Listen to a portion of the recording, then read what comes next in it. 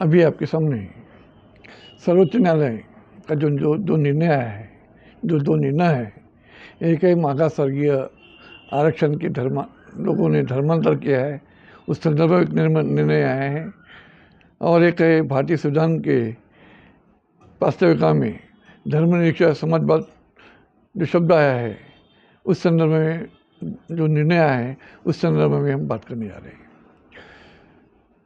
जो ये दोनों भी निर्णय बड़े महत्वपूर्ण हैं। एक निर्णय हमारे फेवर में है, एक विरोध में है, तो अभी हम इस पर चर्चा करेंगे। अभी भी माननीय सर्वोच्च न्यायालय द्वारा दिए गए दो निर्णय, एक है भारतीय संविधान में धर्मनिरपेक्षता समाजवाद ये शब्द हटाने के संदर्भ में, और दूसरा है मागास वर्गीय आरक्षण धर्मांतर संदर्भ में। मैं पिछले 4-5 दिनों से इस विषय पर लिखने का मन सोच रहा था, लेकिन मेरी इतनी व्यस्तता के कारण मैं इस विषय पर नहीं लिख पाया। लेकिन आज सोच ही लिया कि आज इस पर लिख लूँ। ये बड़ा महत्वपूर्ण विषय है, हमारे लिए जीवन मरण का विषय है, इसलिए इस पर हमें सोचना होगा। ये जो विषय है, ये विषय इतना सहज भी नहीं है, और हमें किसी दल के ऊपर कुछ आरोप नहीं करना है, कांग्रेस हो या भाजपा, हमें इनसे कोई लेना देना नहीं है। सवाल फिर राहुल गांधी भी हमारा इशू नहीं है, और वैसे देखा तो उसकी औकात भी नहीं, राहुल गांधी की तो औकात भी नहीं जो संविधान पर बात बोले। उसको संविधान का आर्टिकल 1 में जो India that is Bharat shall be union of states का अर्थ ही मालूम नहीं है। और हिंदुस्तान ये लावारिस देश अनैतिक, जो पता नहीं लावारिस देश का ये देश है या नहीं है, वो हिंदुस्तान अस्तित्व देश का वो लावारिस वाला दिखाई देता है। उसको भारतीय संविधान बोलने का कोई औचित्य नहीं है। चलो हम विषय क्यों बढ़ते हैं कि भाजपा के जो बड़े नेता है, बड़े बोल नेता सुब्रमण्यम स्वामी, जो जनता पार्टी के अध्यक्ष रह चुके हैं, उनकी ओर से एडवोकेट विष्णु शंकर जैन, इनके द्वारा सर्वोच्च न्यायालय में एक याचिका डाली गई, और सर न्यायाधीश संजीव खन्ना और न्यायाधीश संजीव कुमार, इनके खंडपीठ में उसके पर सुनवाई हुई, और 25 नवंबर 2024 को उनकी याचिका खारिज करते हुए सर्वोच्च न्यायालय ने कहा कि भारतीय अर्थ में समाजवादी होना यह कल्याण के राज्य के जुड़ा विषय है।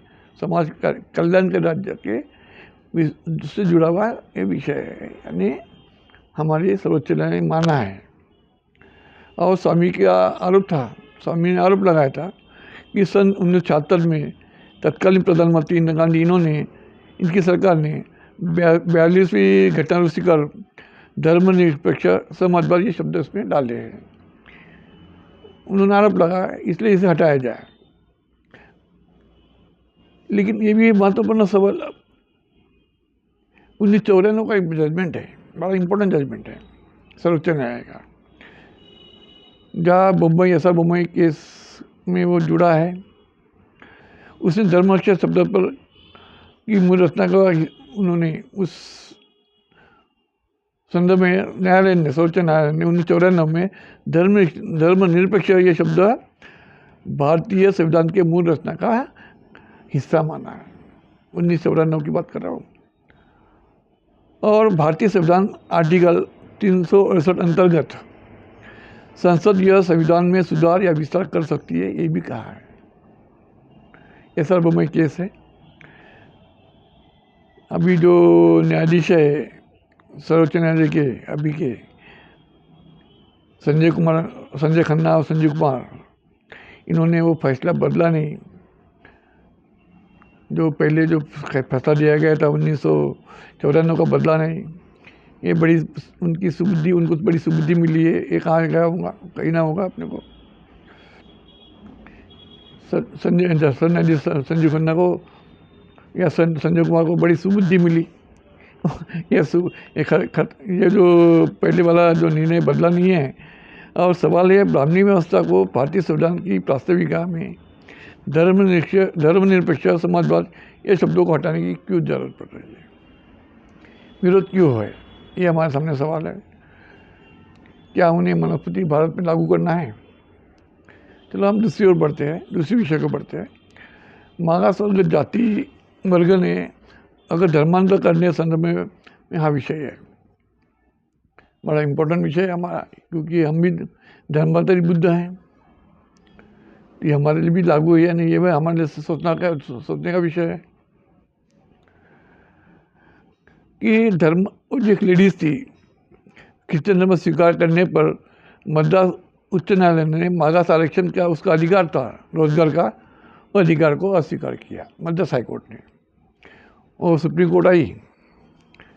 सुप्रीम कोर्ट के जो न्यायाधीश थे पंकज मित्तल और न्यायाधीश आर महादेवन, पंकज मित्तल न्यायाधीश और न्यायाधीश आर महादेवन ने इनकी खंडपीठ ने उस लेडीज़ को, उस क्रिश्चियन महिला को राहत देने से मना किया। और क्या कहा, ये इम्पोर्टेंट है, न्यायालय ने क्या कहा, सच्ची आस्था ना होकर केवल आरक्षण का लाभ लेने हेतु किया गया धर्मांतर यह संविधान से धोखाधड़ी है।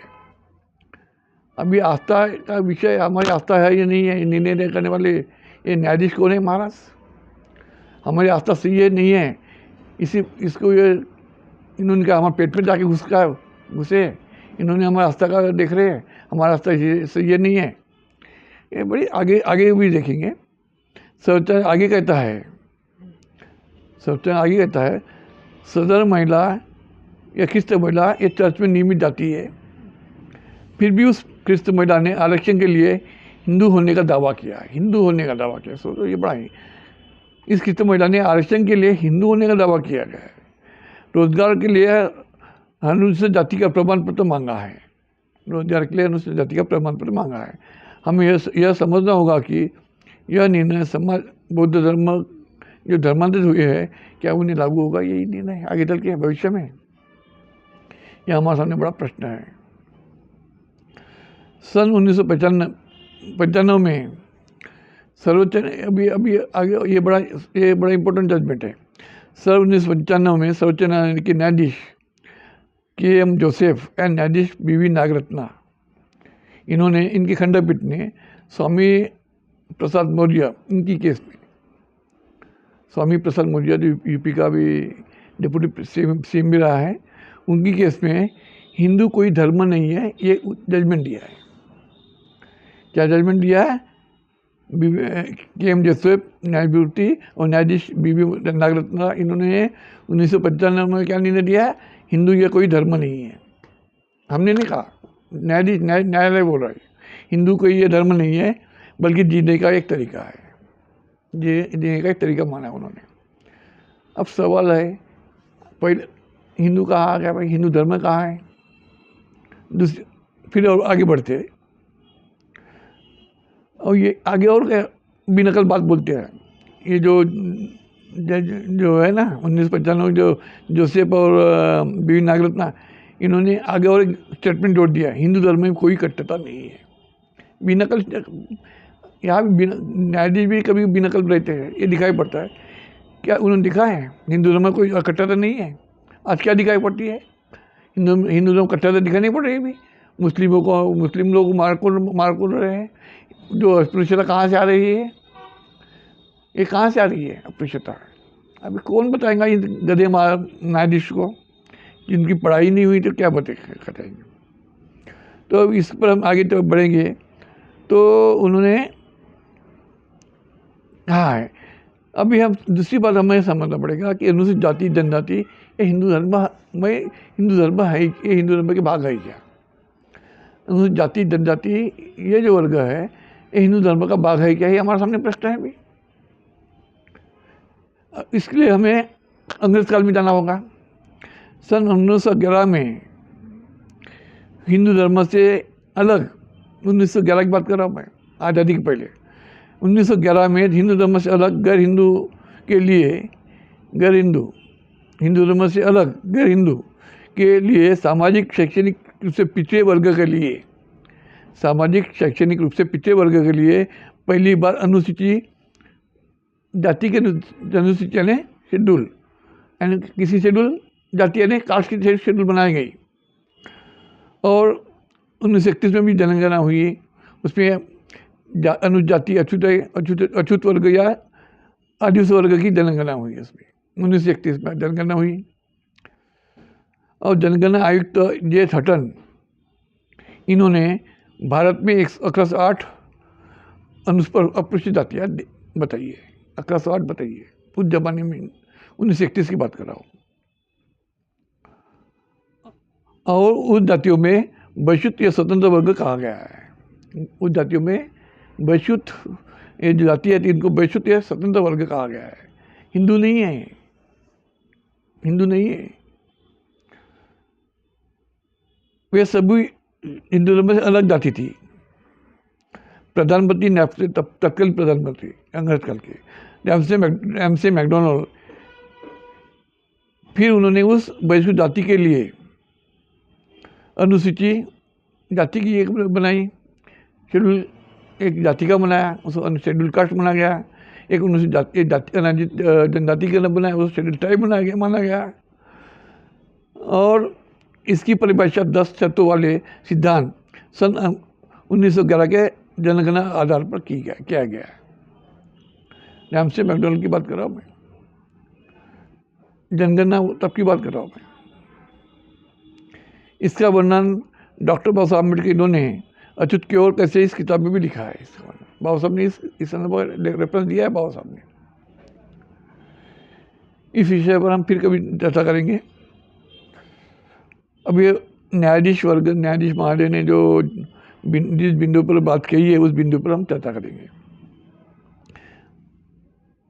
1991 का जो जजमेंट है, इसके अंतर्गत अनुसूचित जाति वर्ग या हिंदू धर्म नहीं है। हम जो रेफरेंस देख रही है इसके संदर्भ देखा तो अनुसूचित जाति या हिंदू नहीं है। जो हम जनगणना की बात कर रहे हैं 11 या 31 का, इससे अनुसूचित जाति या हिंदू नहीं है। दूसरा विषय है हिंदू कोई धर्म नहीं है, जजमेंट सुप्रीम कोर्ट का जजमेंट है, हिंदू कोई धर्म नहीं है। तीसरा अहम विषय भारतीय संविधान के आर्टिकल 25 में, हमारा जो संविधान का आर्टिकल 25 में right to freedom of religion कहा गया है। हम किस धर्म में जाए, किस धर्म नहीं है, कोई रोकने वाला कोई नहीं है। हम अपनी इच्छा से कहीं भी जा सकते हैं, कोई धर्म का स्वीकार कर सकते हैं, हमारा संविधान हमें अधिकार देता है। अगर हम धर्म परिवर्तन करते हैं, अगर हम धर्म परिवर्तन करते हैं तो हमारी आर्थिक स्थिति बदलती नहीं है। हम धर्म परिवर्तन अपने जो अन्याय होता है उसके लिए हम धर्म परिवर्तन करते हैं, तो हमारी आर्थिक परिस्थिति बदलती नहीं है। हम जो मूल जो रहेगा, मूल जाति तो हमारी रहेगी वही। तो मागास आरक्षण ये हमारा अधिकार बन जाता है। मागास आरक्षण जो होता है अधिकार बन जाता है। तो फिर जो हमारे न्यायाधीश महोदय हैं, हमारे अधिकार को छीनने वाले कौन है? तुम न्यायाधीश बन गए, मनमानी करोगे क्या? अगर ये अंग्रेज काल में तुम बामन लोगों का न्यायाधीश बनने के लिए अधिकार छीना था अंग्रेज काल में, उसके बाद में मनुस्मृति में तुम्हें अधिकार दिया गया, तुम्हारे अवकाश रहो नहीं हो रहो, तुम्हारे लायकी रहो न रहो, तुम न्यायाधीश बना जाए, मनुस्मृति कहता है। ये बात अभी हम आगे चलेंगे। अगर कोलिजियम नहीं होती, न्याय व्यवस्था में कोलिजियम सिस्टम नहीं होती, ये चपरासी की परीक्षा भी पास हुई होती नहीं, ये सब समान है। अगर कोलिजियम सिस्टम नहीं होती तो ये जो न्यायाधीश वो लोग हैं जो बैठे न्यायाधीश उच्च न्यायालय, सर्वोच्च न्यायालय में, हाई कोर्ट, सर्व कोर्ट, सुप्रीम कोर्ट में, इनकी औकात भी नहीं होती न्यायाधीश बनने की, कोलिजियम नहीं होती। तो स्पर्धा परीक्षा पास हुई होती तो चपरासी भी परीक्षा पास हुई होती, ये हमारे सामने प्रश्न है। इसलिए और दूसरी बात, आर्थिक आरक्षण आधार पर आरक्षण दिया गया है शासन ने, हमारे आर्थिक आधार पर एक आरक्षण है, कास्ट बेस्ड आरक्षण है। आरक्षण तो कास्ट बेस्ड संविधान में कास्ट बेस्ड आरक्षण दिया है, इन्होंने आर्थिक आधार पर आरक्षण दिया है। ये सही, ये कैसे उन्होंने संवैधानिक माना? ये इन्होंने संवैधानिक कैसा माना? क्या ये बेरोजगारी हटाओ प्रोग्राम है क्या?